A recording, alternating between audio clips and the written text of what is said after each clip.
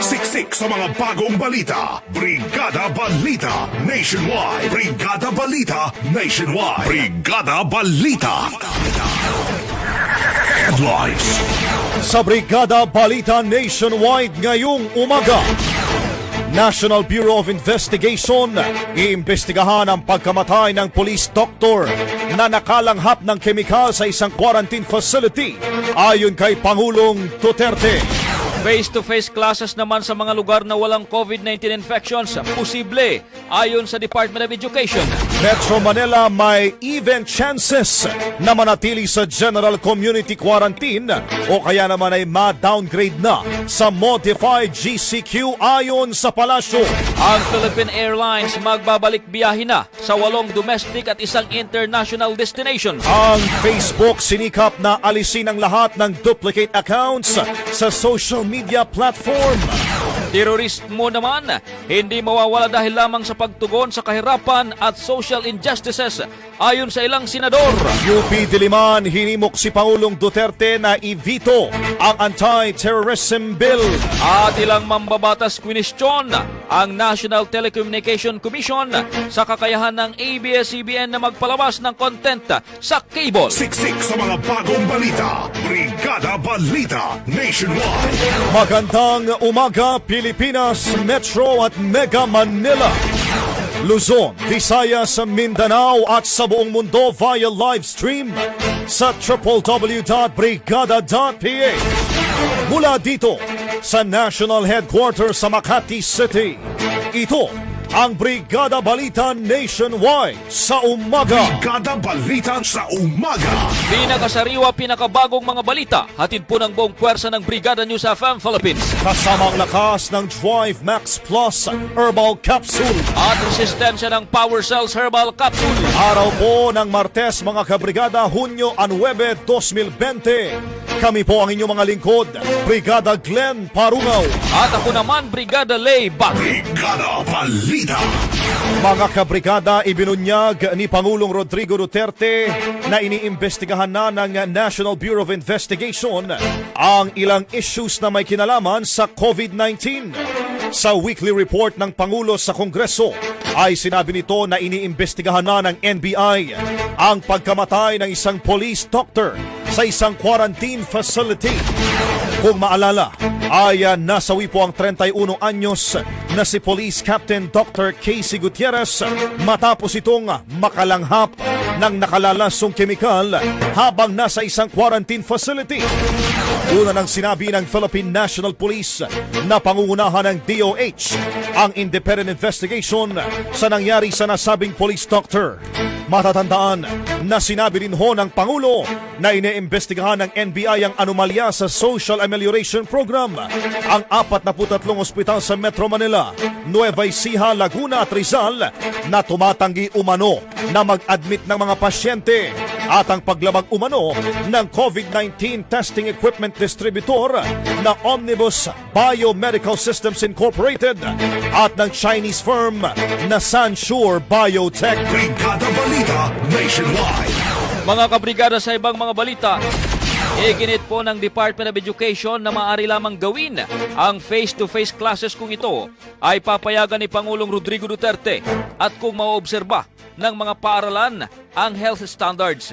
Ito ay matapos imungkahi ni House Basic Education Committee Chairman Pasig City Representative Roman Romulo ang pagsasagawa ng face-to-face classes sa mga lugar na walang COVID-19 cases. Ipinunto ng mambabatas na pwedeng gumawa ng systematic mapping ang mga ahensya upang madetermina kung alin ang mga lugar na papayagang magkaroon ng physical classes. Sumang-ayon naman si Education Secretary Leonor Briones sa suhestyon ni Romulo na merong ilang lugar ang hindi pa infected ng coronavirus, kabilang na ang Siquijor, Siargao at iba pang malalayong isla. Pero sinabi ni Briones na kailangan pa rin ito ang permiso mula sa Pangulo dahil gumawa na ito ng pahayag kamakailan kaugnay sa face-to-face classes. Kailangan rin anyang malaman ng gobyerno kung may kakayahan ang paaralan na iobserba ang health standards, kabilang na rito ang pag-check sa kondisyon at size ng mga silid-aralan upang magpatupad ng 2-meter social distancing. Sinabi rin ni Briones na dapat makonsidera ang availability ng personal protective equipment, mga gamot at washing facilities ng mga paaralan. Brigada Balita. Tanggap tayo ng report mga kabrigada. Ang Metro Manila may tsansahong manatili sa General Community Quarantine o kaya naman ay ma-downgrade na sa Modified GCQ. Si Brigada Ramak Hosari sa Balita. Brigada Ramak, ibrigada mo! Brigada Live Report. Inanunsyo ng Malacanang na kailangan pang karagdagang review para masabi kung dapat bang ma-downgrade ng safety measures na ipinatutupad sa Metro Manila sa Modified General Community Quarantine o kung dapat ba itong manatili sa General Community Quarantine. Ayon kay Presidential Spokesperson Harry Roque, bagamat nakakakita ang gobyerno ng downward trend ay marami pa rin ang nadadagdag na kaso sa COVID-19. Ibinahagi ni Roque na magkakaroon ng mga bagong klasifikasyon sa iba't ibang bahagi ng bansa sa June 15 maliban sa Metro Manila. Iginit ni Roque na merong even chance na ma-downgrade ang Metro Manila sa MGCQ o mapanatili sa GCQ. Pero kailangan pa niya pag-aralan ng mga datos, lalo na at sentro ng COVID-19 infections ang Metro Manila. Samantala, inihayag naman ni Roque na posibleng ganapin ang susunod na meeting ng Interagency Task Force for the Management of Emerging Infectious Diseases sa Davao City. Mababatid na noong May 30 pa nananatili sa Davao City si Pangulong Rodrigo Duterte. Yan ang ulat atid ng Power Cells Herbal Capsule, tuldo ka ng sakit. Ito si Brigada Ramako sa ng Brigada News FM Philippines, The Music and News Authority. Brigada Balita Nationwide.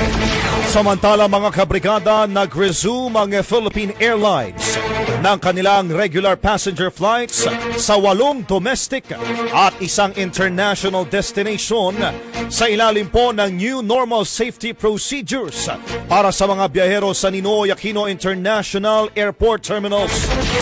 Sinabi ho ni PAL spokesperson Shelo Villaluna, kabilang sa 8 domestic destinations ang Manila papuntang Davao at pabalik, Manila papuntang Cebu at pabalik, Manila papuntang Cagayan de Oro at pabalik, at Manila papuntang Dipolog at pabalik. Magkakaroon naman ng 4 na iba pang domestic sweeper flights, kabilang na ang Manila papuntang General Santos at pabalik, Manila papuntang Zamboanga at pabalik, at ang 1 international flight naman sa Manila papuntang Los Angeles sa Estados Unidos. Compulsory naman para sa mga pasahero ang pagsusuot ng face mask oras na sila ay makapasok na sa NAIA terminals at sa check-in. Brigada Balita. Mga kabrigada, ginagawa na ng kumpanyang Facebook ang lahat para imbestigahan at tugunan ang mga nilikhang cloned accounts ng iba't ibang users ng social media platform nito. Ayon kay Commissioner Raymond Liboro ng National Privacy Commission, inabisuhan siya ng Facebook Philippines na nagpapatuloy ang pagtanggal nito sa impostor accounts. Nakikipag-ugnayan na rin anya ang kumpanya sa US at sa Dublin, Ireland para matugunan ang issue. Hinimok naman ng opisyal ang mga cloned users ang mga reklamo nito sa isa dahil agad naman itong inaaksyonan ng Facebook. Brigada Balita. Yun namang terorismo hindi umano mawawala dahil lamang sa pagtugon sa kahirapan at social injustices. Ayon ho ito sa ilang senador. Si Brigada Maricar Sargan sa Balita. Brigada Maricar, ibrigada mo! Brigada Live Report.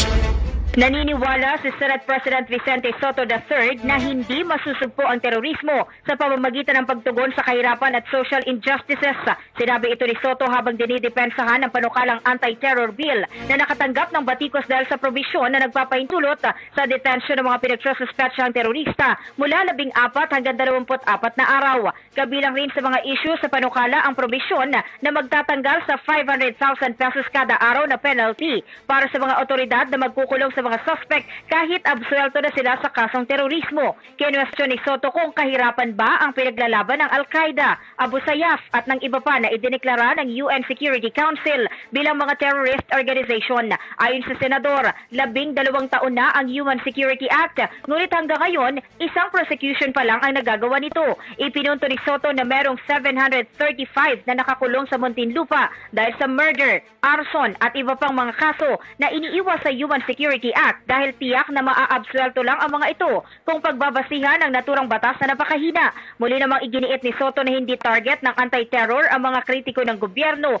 at kung tutuusin ay meron namang libel at defamation.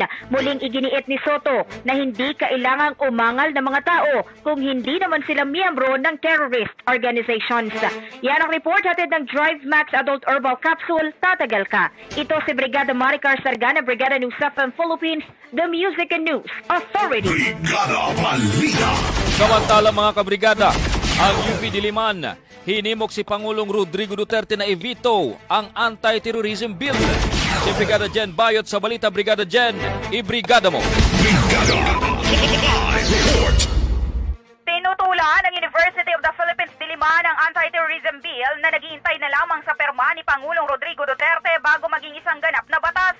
Sinabi ng UP Diliman na makakapinsala ang panukala sa karapatan at kapakanan ng publiko. Naalarma ang UP sa ilang probisyon sa panukala na sa tingin nito ay labag sa democratic spirit ng 1987 na Constitution. Ayon sa UP, nilalabag ng panukala umano ang freedom of expression, freedom of association, ang right to be presumed innocent until proven guilty, karapatan laban sa unlawful arrest at arbitrary detention, karapatan laban sa unlawful searches and seizures, karapatan sa due process at iba pa. Dahil dito ay naniniwala ang institusyon na dapat ay i-veto kaagad ni Pangulong Rodrigo Duterte ang panukala. Samantala, hinimok naman ng universidad ang Pangulo na itoon ang focus ng gobyerno sa pagbangon ng mga tao mula sa economic at social dislocation na idinulot ng COVID-19 pandemic. Yan ang report hatid ng Guard C. Calcium Ascorbate, katawang healthy achieve sa Guard C. Ito sa Brigada Jan Bayot ng Brigada News FM Philippines, The Music and News Authority. Brigada Balita. At ilang mambabatas kinwestiyon ng NTC sa kakayahan ng ABS-CBN na magpalabas ng content nito sa cable. Si Brigada Ernie Napukaw sa detalye. Brigada Ernie, ibrigada mo! Brigada Live Report. Kinustyon ni Deputy Speaker Rodante Marculenta ang National Telecommunications Commission kung bakit nakakapag-eri pa rin ang ABS-CBN ng content ito gamit ang Sky Cable kahit expired na ang franchise ito noong Marso 30 sa pagpapatuloy ng joint hearing ng House Committee on Legislative Franchises at ng Good Government and Public Accountability ay binanggit ni Marculeta ang issue ng Sky Cable na pag-aari ng nasabing broadcasting firm. Ayon kay Marculeta, alam niya na ang transmitter sa Bohol Avenue ang subject ng cease and desist order pero nais niya pa rin malaman kung kaninong otoridad ang pagpapaintulot sa Sky Cable na i-ere pa rin ang mga programa ng ABS-CBN. Bilang sagot ay sinabi ni NTC Commissioner Gamaliel Cordoba na nag-issue noon si dating Pangulong Corazon Aquino ng Executive Order 205 noong 1987 na nagtatanggal sa requirement para sa legislative franchise sa operasyon ng cable TV. Dagdag ni Cordoba, sa Section 1 ng EO 205 ay sinasabi nito na ang operasyon ng cable antenna television system sa Pilipinas ay bukas para sa lahat ng mga mamamayan ng Pilipinas o sa mga korporasyon, kooperatiba at asosasyon na wholly owned and managed ng mga nasabing mamamayan sa ilalim ng Certificate of Authority ng NTC. Ipinunto ng NTC na ginagawa ng ibang cable TV operators na nag-apply sa kanila ay wala na silang prangkisa na isinusumite at sa halip ay nag-i-incorporate na lamang ang mga ito sa Securities and Exchange Commission at nagpapasa ng aplikasyon sa NTC. Yan ang report hatid ng Yummy Fit, ang multivitamins ng batang lamang. Ito si Brigada Ernie Napukaw ng Brigada News FM Philippines, The Music and News Authority. Brigada Balita Nationwide. Brigada Worldwide COVID-19 News Update. Brigada Worldwide COVID-19 News Update.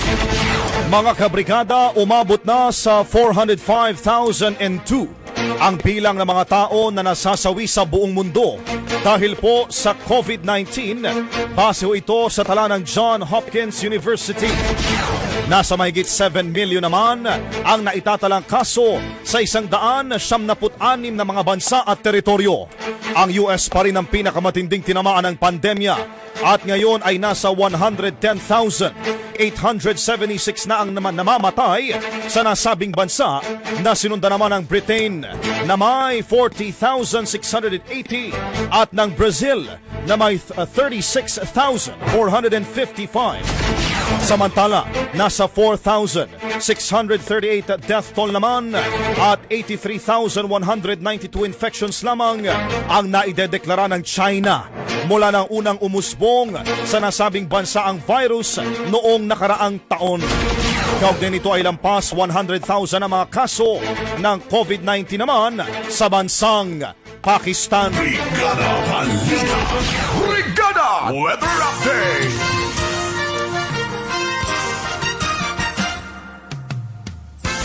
Mga kabrigada, sa ating weather update ngayong umaga, nakakaapekto pa rin sa Palawan, Visayas at Mindanao ang tinatawag na Intertropical Convergence Zone na siyang magdadala po ng mga pag-ulan sa mga nasabing lugar. Huli namang namataan ng Pag-asa ang binabantayan nitong low pressure area sa layong 465 kilometers silangan po ng Giwan Eastern Samar. Ayon sa Pag-asa, wala pa rin itong epekto sa bansa ang LPA, ngunit malaki ang tsansa na ito ay maging isang ganap na bagyo na maaaring magpaulan sa Kabisayaan at Bicol region sa mga susunod na araw. Dito naman sa Luzon, kabilang na sa Metro Manila, ay asahan na po ang maaliwalas na panahon na may posibilidad ng pulupulong pag-ulan, pagkulog at pagkidlat lalo na sa dakong hapon o gabi. Samantala, maglalaro naman ang temperatura sa Metro Manila sa pagitan po ng 26 to 35 degree Celsius. Brigada Balita. Samantala, para sa ating foreign exchange rate update ngayong umaga ng Martes, sa palitan ng piso kontra US dollar 49.99, Canadian dollar 37.36, Singaporean dollar 36 pesos, sa euro 56.45, Chinese yuan 7.07, Saudi Riyal 13.32 at sa Japanese yen sa 46 centavos. Siksik sa mga bagong balita. Brigada Balita Nationwide. At mga kabrigada sa buong bansa, inyo pong napakinggan ang Brigada Balita Nationwide sa umaga. Mga trending na balitang kinalap po ng Brigada News FM Philippines, katuwang ang Drive Max Plus, Power Cells, NutriCleanse Guard C, Fast Relax Curamed, Panamed Drive Max Coffee at ang Yummy Fit. Available po sa lahat ng branches ng Mercury Drug, Watson, South Star, The Generics Pharmacy, Rose Pharmacy at Brigada Pharmacies nationwide. Para sa Brigada News FM ng Brigada Mass Media Corporation, the biggest marketing media company in the country, kami po ang inyong mga naging lingkod. Ako po, Brigada Lay Baguio. At Brigada Glenn Parungaw. Maraming salamat po sa inyong pakikinig. Mula dito sa National Headquarters sa Makati City, ito ang 104.7 Brigada News FM, the Music and News Authority.